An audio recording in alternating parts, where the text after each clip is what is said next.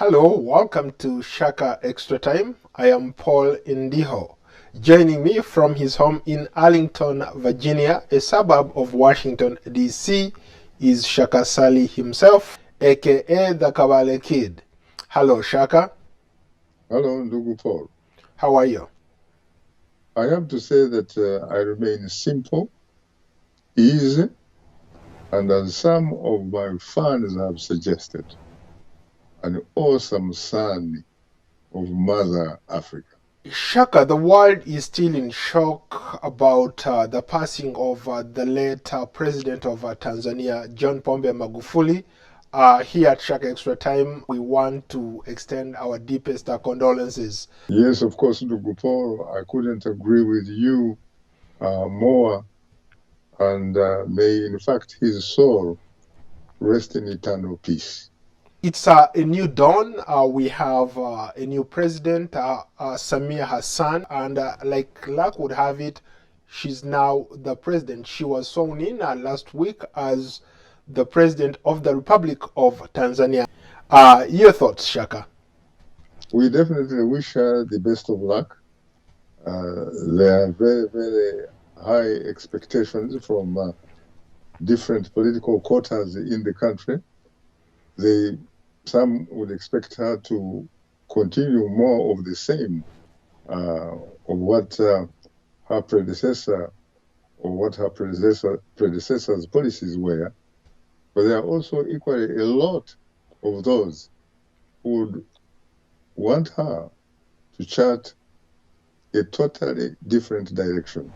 And as a matter of fact, it looks like her initial statement was probably right on the money because she appealed to Tanzanians to begin wearing masks, something that was unheard of course, during the presidency of the late President, Dr. John Pombe Magufuli. You bring up a very good point. In fact, I was doing some research about her, and she comes off as somebody who a lot of people have said has been underestimated over the years. Could this be the time to prove everybody who has cast doubt on her abilities to lead that country? First of all, I think you and I know that in Africa, especially we are talking about a continent that is pretty much male-dominated. A continent that is male-dominated, you are likely to have people having some doubts in a female who is now in a position to act as the nation's chief executive. There is also, of course, the question of some of the people that have interacted with her, both in terms of, work and in terms of socializing and what have you. But I can say from experience, what history teaches us, to be very honest with you, Ndugu Paul, is that when you underestimate someone, you are probably very likely to end up regretting it.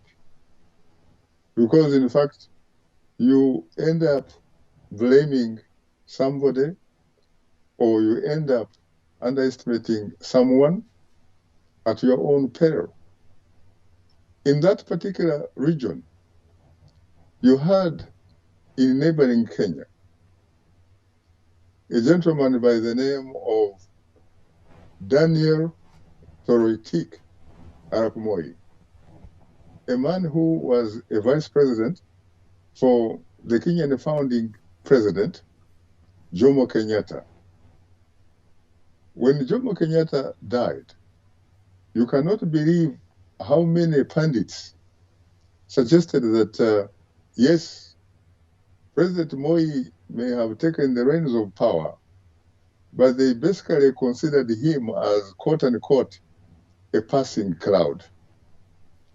Now, that kind of passing cloud ended up running the country, governing or ruling the country for the next 24 years. And as we saw, especially from one of the founding vice presidents, the late Jaramogi Oginga Odinga, father of the current Kenyan doyen of opposition, Raila Odinga. He once said, looking at President Daniel Toroitich arap Moi, he said, President Moi was as tall as a giraffe. And he said because of that height, he was the kind of president that saw very, very far. And Interesting analogy. And boy, was he right. Because the man that was virtually underestimated, a man that was characterized as merely a passing cloud, proved all those pundits wrong. He ended up being the only Kenyan president that has in fact served the longest term in the State House. He also ended up being very visionary, just like his height, in the sense that he clearly presided over something that you would call a smooth transition of power from himself to one of his former vice presidents, President Emilio Mwai Kibaki. And since then, Kenya has remained both peaceful and stable. To your point, I've been watching a lot of her speeches that she has given over the years. She's a remarkable speaker in a sense that she knows how to connect with the people, with her audience. She comes off, she knows how to speak off the cuff.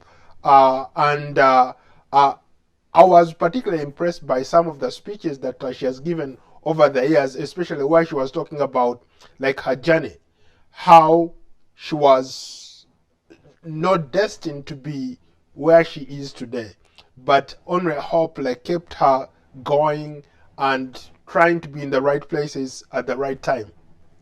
And unlike most people who have had the opportunity to occupy that office, she is the kind of person who actually went through the ranks. Started from right the bottom. From the bottom, Yep. Through the middle, to the top.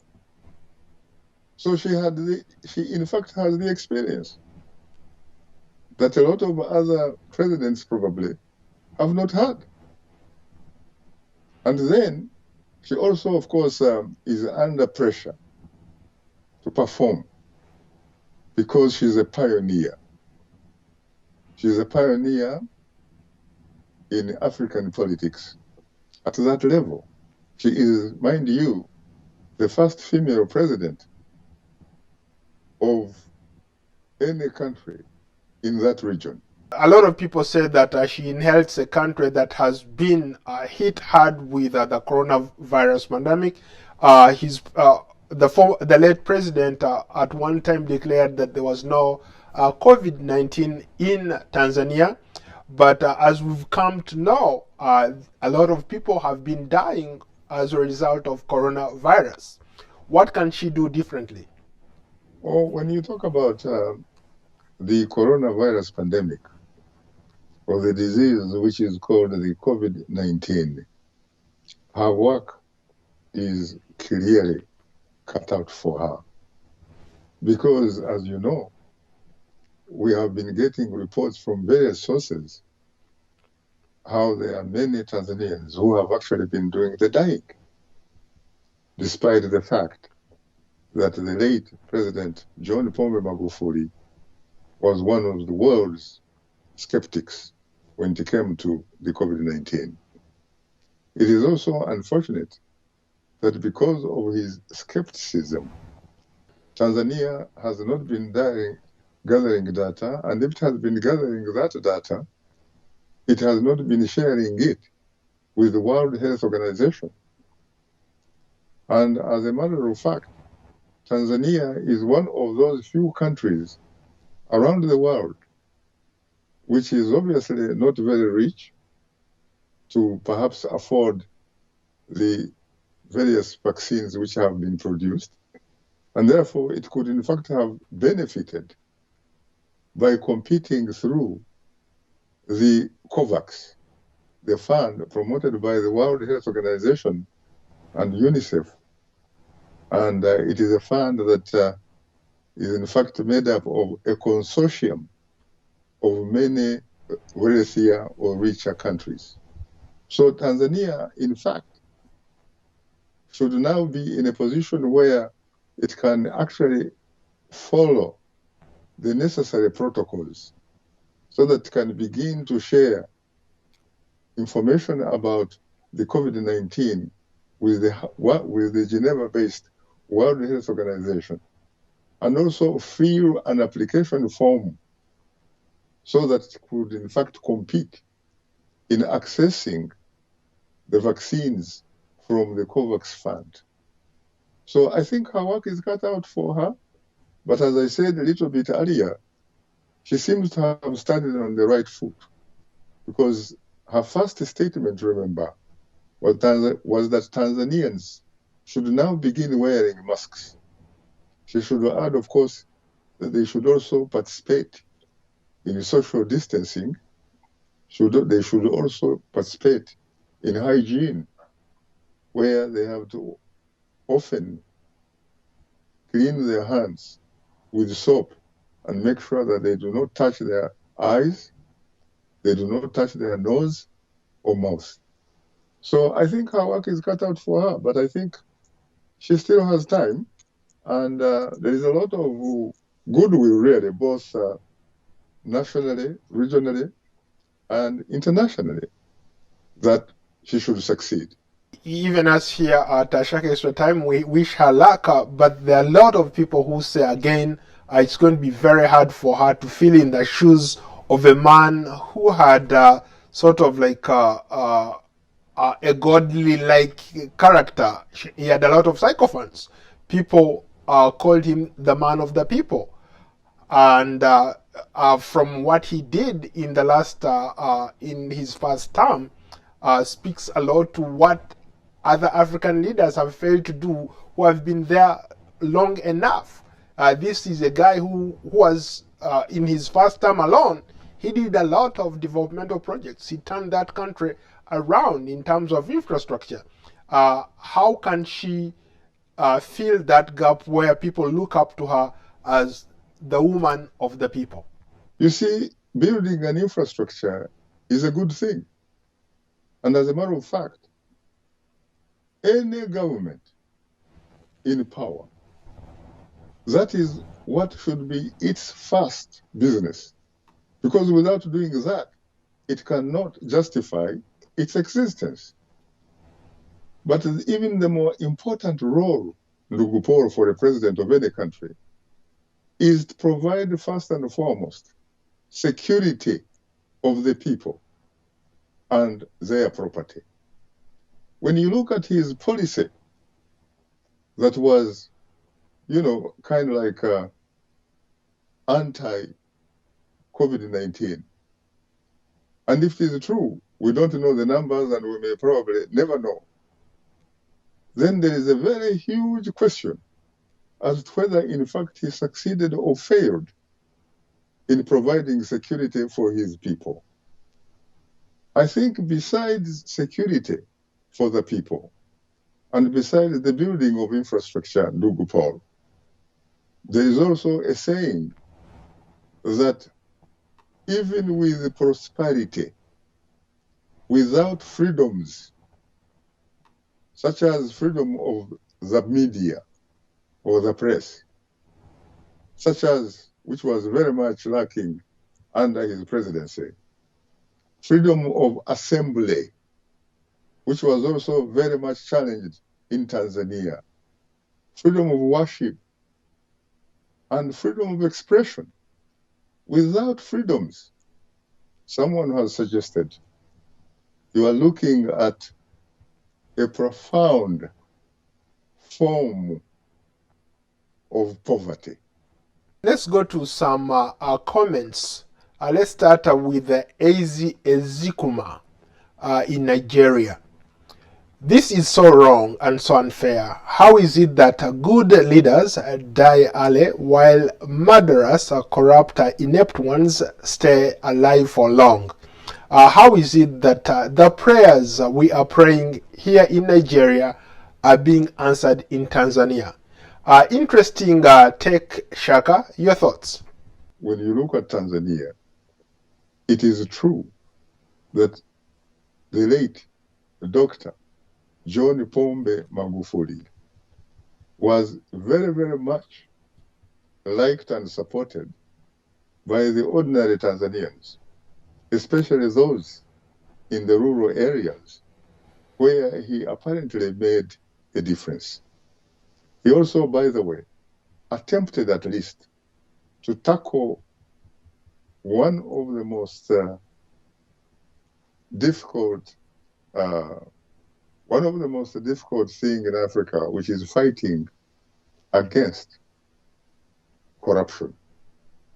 Even though some people would say, yes, he may have actually been seen to fight corruption, the type of corruption that they would say pettish, but that when you look at him and look at the manner in which he focused at making sure that his own hometown, where he came from, benefited enormously in such a very short time. And some people said, if that is true, that may also be another form of corruption. There is somebody who completely disagrees with you. Let's go to Mustafa Kone in Ghana. He says his impact will forever be remembered. He was incorruptible no matter what you say, Mr. Shaka. His fight against corruption was exemplary. A great leader. Africa has lost one of its own. I think the jury is still out.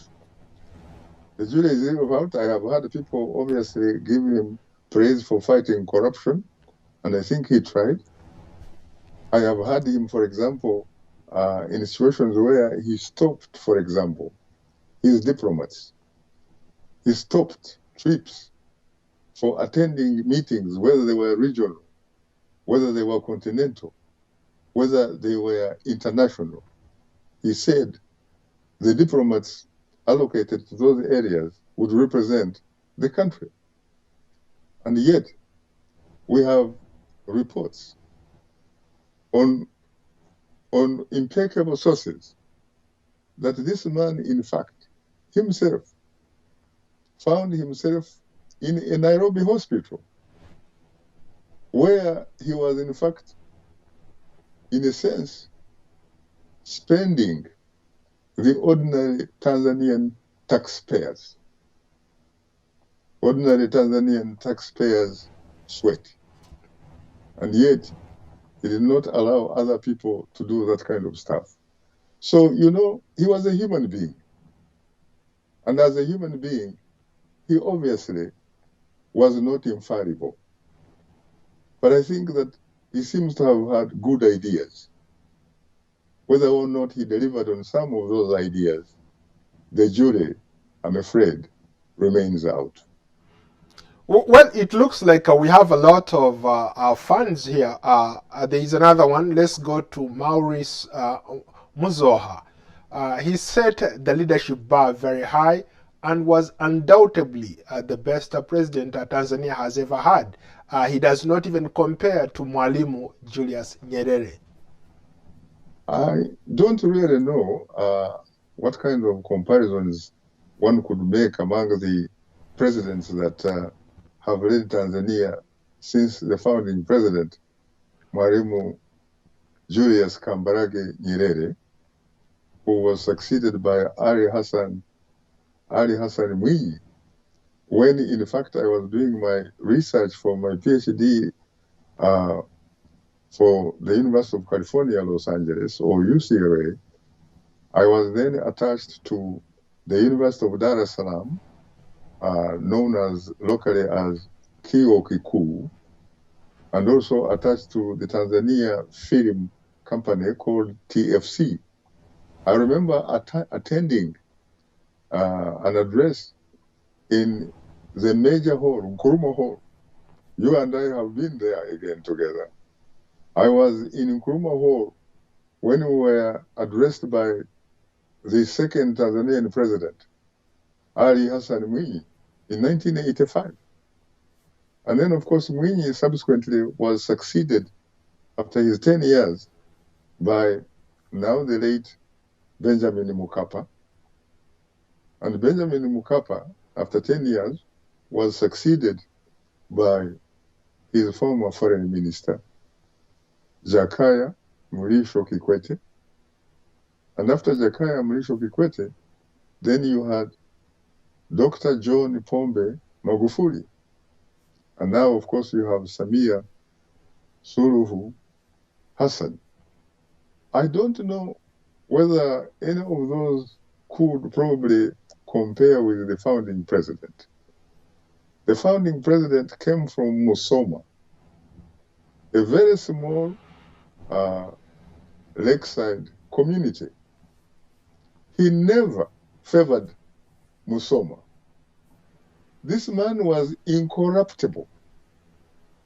This man was very simple. So I don't honestly think that there is a way you could quite possibly compare the two. Mwalimu Julius Kambarage Nyerere and Dr. John Pombe Magufuli. I think they were both good presidents in their own times, and both have some people who obviously were not impressed by their contributions. Let's go to Dar es Salaam. Let's go to Evelyn Mwase. She says, come on, Shaka, you have to give the man some credit. Yes, he messed up with COVID-19, but when it came to corruption, he was an angel. He fought corruption with everything he got. Well, Evelyn, you are definitely entitled and you have a right to your own opinion, but certainly not a right to your own different sets of facts. Shaka, we are still getting a lot of overwhelming response in relation to you retiring. A lot of people want to know what kept you going and how have you been able to succeed at some of the things that you've done. For example, to host Straight Talk Africa for the last 20 years without interruption. There were a lot of challenges that I might talk about after I am a free man. So basically what I'm saying is that what I did with Straight Talk Africa, and I say this from the deepest, better part of the bottom of my Kavare heart and soul, couldn't quite possibly have been accomplished without the support of the audience. And I think I was very lucky in the sense that I was in a position to interact with the audience in a manner that was mutually beneficial. And as I see some of the social media statements or remarks, and as I also recall my trips crisscrossing the African continent, it is obvious that the majority of the audience were able to see themselves in me, especially the manner in which I spoke, especially in the manner in which I dealt with the issues of the day. And I was also equally able to see myself and see my voice in them. And so I guess what you got there was that there was a sort of resonance. We resonated. So the feeling really with the audience and Shaka Sali, as they say, was mutually beneficial. How about people who want to be you? What kind of message would you give to those young people who look up to you and they want to probably climb on your shoulders and see a little bit far or be even better than you? And I think that is possible because I am not a pioneer by any measure in anything. In fact, what I did was to climb on the shoulders of the giants who had come before me. For example, very little is said about a Ugandan pioneer broadcaster at the British Broadcasting Corporation, the BBC, beginning with the 1960s. There was a man by the name Emmanuel Israeli Wamara. This was a man, Ndugu Paul, who, as they say, was the founding editor of one of the most popular programs at the BBC Africa Service, called Focus on Africa. I owe a huge, profound debt of gratitude to Emmanuel Israeli Wamara and other pioneering African broadcasters. Without them, I probably would never have dreamt of coming up with an idea that translated into Straight Talk Africa, a program that I was honored to host from its inception on August 2nd, 2000, up to now. I think that if you want to be like me, you'll have to work very, very hard. You'd have to be the best that you could be at whatever you do. But perhaps most importantly, you'd have to read very, very broadly. You'd also have to be a news hound. You'd have to be very disciplined. And you have to be as focused as a laser beam. You have to make sure that you work very hard to the extent that if you look at me, I have been one of those guys, either by reason of geography or by the color of my skin, I had to be the best in order to be perceived as equal. And at the end of the day, it paid off. I remember, Ndugu Paul, when I first got the opportunity to host the first edition of Straight Talk Africa,